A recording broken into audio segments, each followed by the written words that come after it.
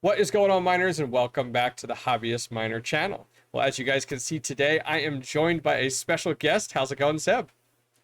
I'm doing well, thank you. How are you? I am doing awesome. Yeah, So, and if you haven't been watching us for a little bit, you might think, who are these two new people? Because yeah, that's like right. they're not used to seeing your face, and they're definitely not used to seeing me with no hair. I So know, I know. I was just giving him a hard time before we got the recording started on the lack of hair that exists there. uh, But I told him he was the pretty boy of the crypto mining community, so that's gone now.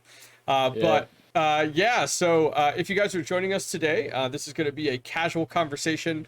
We're not throwing up any stats, we're not showing any GPUs, we're not diving into any builds. Today, we're just chatting as fellow miners within the scene. And what we're going to talk about today is what our experience has been, expectations, experience, and outcomes of our first experience mining in the winter time. So everybody, when I first started getting into mining and we hit spring and summer, was like, gotta wait till winter, gotta wait till winter. Like everybody's excited for winter. Like when can winter come? And so I was like, oh, it'll be a fun topic for us that we're kind of right into it. January 6th right now, the time of recording. And so I thought we'd just have a casual conversation about it. So let's kind of start at the top there, Seb. So you started mining, I think or you started creating content, should we say, about a month after I did. It was about right in the beginning of March from my remembering of our conversation. So you were mm, at that yeah, I time, think so. at that time, end of March, beginning of April. We're getting into spring in Pennsylvania, so it's rainy, weather fluctuations. Some days it could be colder, and then some days all of a sudden it's like, wow, it's warm, it's raining, it's nice outside. Um, what was your experience the first few months of mining? And I assume it's significantly different now because your GPU count is higher. Oh yeah. So when I first started out, like the weather doesn't really matter that much when you have Yep. three 10 series cards running, you know. Yeah. Yep. So yeah, I mean, it went like my mining operation has kind of been growing exponentially because what I've been doing this first year of mining is, since Ethereum prices are still really high in my opinion, what I'm doing is I'm selling all of my Ethereum as I'm mining it Mhm. and like reinvesting that into new hardware. So my farm was kind of like it'd take me like 1 month in the beginning, and then I could buy like one new GPU, like, and then it kind of just went like faster and faster and faster, and to the point where like right now, for the last few months, I've been buying GPUs.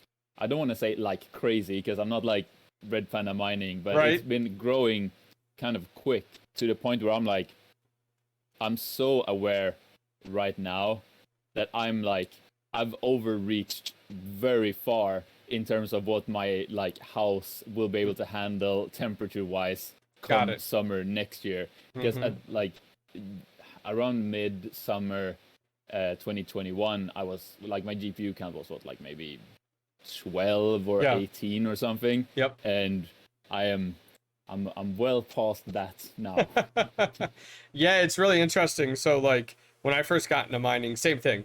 A few GPUs. I think I had once I really got into it. I'd say when you hit your first, like my first 12, they were RX 470s. They were mining Ravencoin, so it was already a warmer algorithm.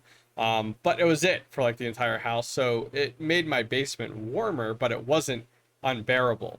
And Right. then as time has gone on, that's grown, and here we are today. And it's really funny. Like I was at Red Fox Crypto's house this past weekend. He's got three windows open in his basement, and we're recording content. It's still 95, and he has half of his rigs off. Yeah. And it's like, wow, like pretty crazy. And him and I are chatting in this same conversation here. It's like, as we continue to grow as miners, I already started thinking about like, what does the spring look like? What does the summer look like? Because how can I prepare now? Which is terrible because for me in Pennsylvania, this is our first week where it actually is finally like below 30 degrees Fahrenheit. In the Mm. past several weeks, you might have a day of 30 and then 55, 60, like all over the place. So one day my rigs are loving it and it's 55 degrees in my mining room. And the next day it's 100 and some degrees because it's warm outside. And I hated that time period. So for my first winter into mining, December has been really rough because the temperatures haven't normalized. They've been all Mm. over the place and fluctuating. And so for me, my environment, I am piping in a ton of outside air. Like I am using outside air and then recycling it very quickly, and then I'm piping it out. And I found very quickly that I was like, man, 20-degree difference outside significantly is affecting my mining experience. So I've had to make some adjustments to that in that meantime. What about for you? So your airflow in your basement, what does that look like right now? And what is your outside ambient temperature? Are you using outside ambient air? You're just using the inside air? Kind of what does it look like? I think I'm very lucky in that like I can spread my rigs out like significantly down here. Okay. And also where I live, we have temperatures below freezing still. Wow. Yeah. So like not throughout the whole 24 hours of the day, but for a significant portion of the day. Okay. So that absolutely helps. I know also that you mine probably a lot more Ravencoin than I do, which is a lot warmer than mostly mining ETH like I am. So, and also that is something for summer, right? Like if ETH 2.0 rolls around right around summer, Oh boy. and not only temperatures going up because of the weather, but also we're all going to switch to Ravencoin perhaps. I mean, who knows what we're going to Who knows where the hash rate will be then, yeah. Yeah, exactly. But like, just imagine that all having to switch to Ravencoin at the middle of summer. Oh man. I am so not prepared for that. That is not gonna be fun. So then for you, you're not really pulling in any outside air, is that correct? Well, I mean, I don't have any sort of really active exhaust or intake system. I just keep my windows open down here, and that's enough for now. Definitely will not be enough a few months from now. So who knows what I'll be doing then. You could always tell who's a miner you go by, and it's like it's the middle of winter and their windows are open. Like, what is going on? It's like what in the world? But yeah, so I think that's the big one is like right now it's a huge blessing. I have 4 intakes coming in, bringing in outside air, and it's 30 degrees outside. So if I go look right now at the floor level in my mining room, it's about 50 degrees Fahrenheit, which is awesome.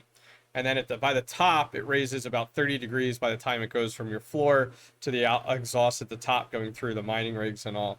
But I'm already thinking about summer and spring, which is like terrible. It's like as a miner, it's like enjoy the moment you're living in, which is spring, summer. But for me, I'm already concerned, just like you had said, like, what does this look like? Like how am I going to handle this? Because for all home miners, there's 2 things that they worry about: power consumption and heat management. So what ideas do you have moving forward on how you manage? And I know we talked about, our topic was really about winter, but what are your ideas on how to manage your heat in the next 6 to 8 months? Yeah, so this is something that I've been thinking quite a bit about. And I mean, there are a few options. Something that I have been thinking about, and I was just watching your, not your latest mining roundtable, because I haven't caught up fully. But I was on the second episode, and you were talking about putting server cases inside of Go tents. Yep. And I was thinking about that. I was like, that feels like 2 steps of doing one thing, because a server case is kind of a grow tent in its own, you know? 100%. And I was thinking, what if you just make a stack of server cases, put like a a garbage bag at the back, like the outtake, and you just pipe that out the window or something. Yeah. Because they will push the air themselves with all the delta fans. So you just gotta like collect all the air coming out the back of them and push that out somehow. Yeah, it's definitely creating your own style of your cold and your hot lane and making sure they stay separated. Traditionally, in most data centers, of our viewers not watching, they'll have cold and hot lanes. And the hot lanes are your outside facing part where the exhaust is coming out, and it's completely separated from the cold lane, which is the front area, so that you create that. So the air coming in and then your air going out to keep them separated. And those are, I think, you know, there's so many different situations. You know, like I was chatting with Red Fox Crypto when I was at his house this past weekend, because like, I really don't know what he's going to do. We kind of chatted about it. Like, does he go with a massive grow tent, like the size of a room? They have some of those, or 2 of those, just to manage, because he has increased his GPU and rig count significantly during the fall and winter now, that it is completely outgrown where he's at. Or does he has a garage where he has one of his rigs now, does he turn that garage into a mini farm, you know? Which a garage is the perfect example. A garage is a great option for people. or do you go the shed route? I mean, I think those are all the things. So for me, as I'm in the middle of winter, that's where my mind goes. It's terrible. It's like, oh my gosh, how are we going to do spring and summer? So I started upgrading my inline fans in order to support it. So I just put two 8-inch inline fans to replace my two overhead 6-inch fans. And those things are night and day, like night and day. And the CFM is 400 CFM versus 800 CFM. So of course it's double is what that is. And but I've started planning these things out, and I've already committed to I will use my inside ambient air as my intake, and then my entire mining room's air system, which is now up to 8 inline fans. I'm just going to swap them all around to be exhaust, and I'll adjust the level based off the need. So my electric bill is going to go up, which I think most miners in the spring and summer, their electric bill goes up, trying to combat the cooling levels. Where's your head at right now, and is that normal for you? Like, does your electric bill go up during those seasons because of the unnecessary heat, or where are you gravitating towards over the next few months? Yeah, I mean, as far as the electrical bill, I have no idea because I've never been like at mining farm this size during summer before, so who knows? But Yep. like I'm definitely considering a shed build as well. That is something that I have been, because I think I can build, like, if it's a 15 or 20 square meter shed on the property here, and that I could make that sort of double function as like half of it kind of dedicated mining space, kind of like your mining room, and then I just can pipe Yeah. air in and like exhaust it at the top of the room, and then have the other half of it be kind of like a YouTube content creation studio Ooh. type of situation. So I think that could be really cool, and I have all these ideas in my head of like, what if I make, the mining part like just a big glass wall or something like that. So Ooh, like a plexiglass. Yeah. Exactly. Yeah, like so I can have all my rigs behind me when I'm filming, and see Ooh, all the man. RGB lights. But I mean, who knows? Because it's also gotta be built, right? That's a whole job in its own. But we were talking about like exhaust and things like that. Yeah. And yeah, like absolutely, like the changing the your outtake fans, right? Is that what you did? Yeah, so the inline fans have the ability that like you can pull out the center and turn them so they could either be intake or exhaust, which Right, is okay. nice. So having that flexibility is huge, and that's why I originally planned for it. So I can adjust that based off of and it takes 30 seconds. Undo 2 screws, turn it upside down, flip it, and you're good. Because you were saying like you switch from 6-inch to 8-inch, doubling your CFM, right? Yep, correct. And I think a great thing to learn as a miner is the sort of the equation of heat management, which is there are 3 parts to it, right? Which is like how much heat is being generated by your GPUs. Mm-hmm. You then have the amount of air you can exhaust with your exhaust fans, and the third component is what is the actual size of your room that you're exhausting that from? Yep. The size of what you're working with. And I think for me, it was actually finding that like balance. Like I honestly didn't feel confident in the mining room's airflow system I have now until about the last week. Because after I added the two 8-inch exhaust and then I started to do some more math, and I was like, okay, so I have 2400 CFM coming in. I have 2400 CFM going out. Great. Like we're at that. And then on top of that, a slotted door. So that adds in a passive amount. That it's really in a really good spot. But I'm going to put it to the test when it comes to the summer and springtime, and also my GPU count. I mean, just as you had talked about last summer, my GPU count might have been 25. Yeah. Now I'm at 62, and I still have 2 more rigs to build in the other room. So, yeah, it's getting up there. But eventually, it's either going to be power is going to be my max, or it's going to be heat. Like you're going to hit one of those during that time period. So no, I totally agree. So what about you? How many GPUs are you up to right now? And are you only mining ETH currently in your farm? You know what? I counted my GPUs just the other day, and I already forgot.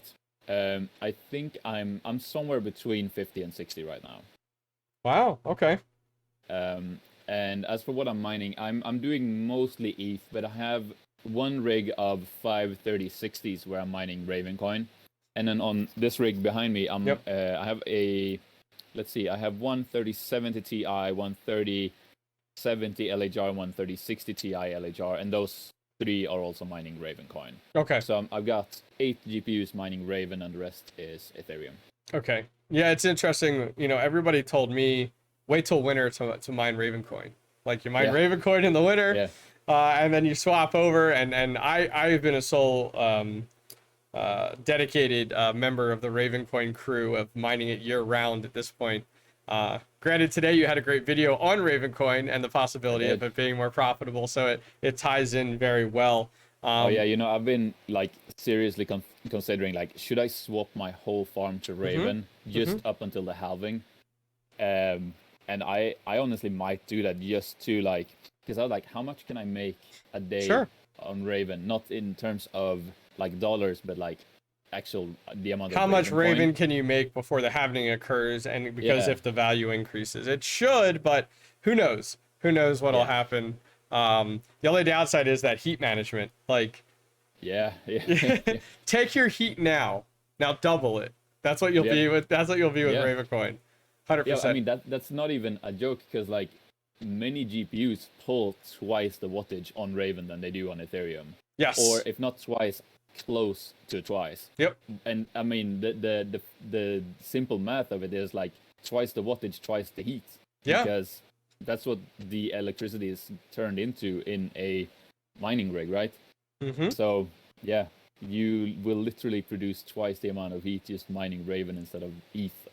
Yeah, I mean, you swap everything over to Raven, you also are not only getting the heat, but also now your power consumption. I have 12 RX 470s, all on Ravencoin. They have been since day one. That rig is 1,800 watts. 12 RX 470 4K cards, 1,800 watts. Now, granted, those are several-year-old cards. They're not as efficient as some of our newer cards, but still, it's just the watts and stuff. So that's definitely something to keep in mind. But we'll have to see where Ravencoin is at. So let's predict here next winter, which is crazy to think. Wow, next winter. Oh boy! All right, so next winter, what do you expect your crypto mining experience to be? So, you know, is it still going to be what we're looking at here, or as you said, that shed's in place? You know, dude, climate's not a challenge. You know, what are you thinking? I really hope I can have a shed, but not only for the mining rigs, but to have a dedicated space for content creation. Like that would be such a difference, I think. And yeah, I mean, that'd be the dream, right? Yeah. As for what I'd be mining and things like that, I think that's really difficult to speculate on right now. And I've been thinking a lot about that too, like, because I actually found one of your older videos the other day that you did together with Red Fox Crypto, where you went through nice hash stratum. Oh yes, correct. Yep. Yeah, like that, and that is something that I've been thinking a lot about recently.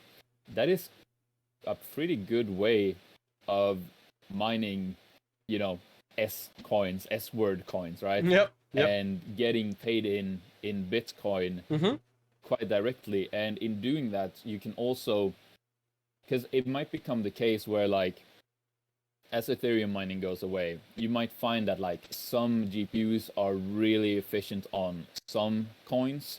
Like we see the 10 series is still really good for Flux, for example. Love it. While if you have a certain 30 series cards, they're really good for Raven, right? And then I have like a couple of 3070 LHR GPUs that actually do not make sense to mine Ergo at all, because even though Ergo is kind of unlocked now on the LHR GPUs, for some reason, if you have Samsung memory, they still struggle and can only really get up to 80% hash rate. So it's like, maybe you want to do 16 series cards on Ergo, but you want to do 30 series cards on Ravencoin or Firo or something like that. And that could be a way of like picking and choosing a lot of different coins to maximize your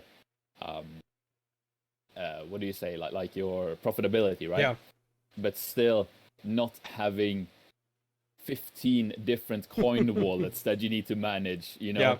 And you can just get all of that hash power paid into Bitcoin instead.